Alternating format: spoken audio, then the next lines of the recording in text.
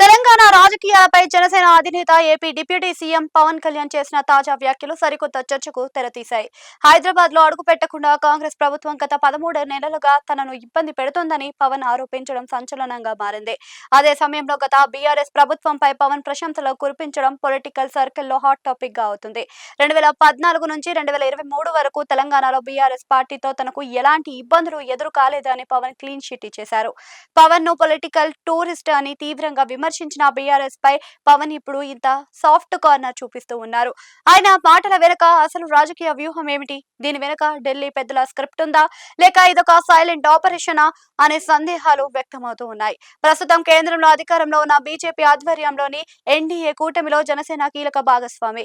తెలంగాణలో కాంగ్రెస్ ను ప్రధాన శత్రువుగా భావిస్తున్న బీజేపీ అక్కడ తన బలాన్ని పెంచుకోవాలని గట్టిగా ప్రయత్నిస్తుందని అంటున్నారు. ఈ నేపథ్యంలో తెలంగాణ కాంగ్రెస్ ప్రభుత్వాన్ని టార్గెట్ చేయడానికి పవన్ కళ్యాణ్ ద్వారా బీజేపీ పెద్దలు ఏమైనా వ్యూహం రచిస్తున్నారా అన్న అనుమానాలు వ్యక్తం చేస్తూ ఉన్నారు.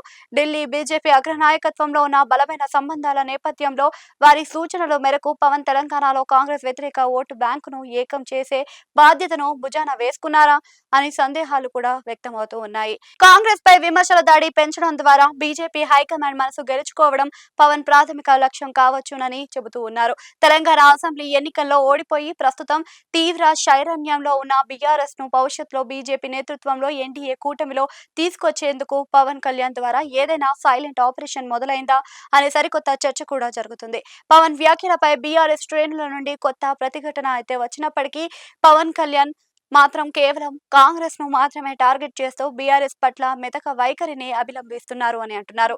కాంగ్రెస్ పార్టీని ఉమ్మడి శత్రువుగా మార్చడం ద్వారా భవిష్యత్తులో బీఆర్ఎస్, బీజేపీ, జేఏసీల మధ్య ఒక అవగాహన కుదిర్చేందుకు ఈ కామెంట్స్ గ్రౌండ్ ప్రిపరేషన్ లా పనిచేస్తాయి అనే అనుమానాలు రాజకీయ విశ్లేషకుల్లో కూడా వ్యక్తమవుతున్నాయి.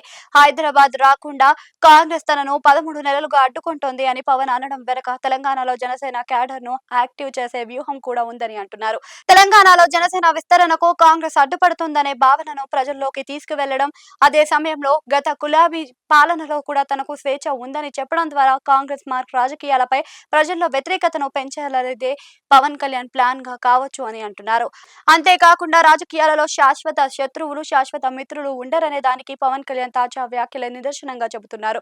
ఒకప్పుడు తనను తీవ్రంగా దూషించిన బీఆర్ఎస్ పట్ల పవన్ కళ్యాణ్ సాఫ్ట్ కార్నర్ ప్రదర్శించడం వెనుక తెలంగాణ రాజకీయాలను మలుపు తిప్పే పెద్ద స్కెచ్చే ఉందన్నట్టుగా స్పష్టమవుతుందని వ్యాఖ్యానిస్తున్నారు.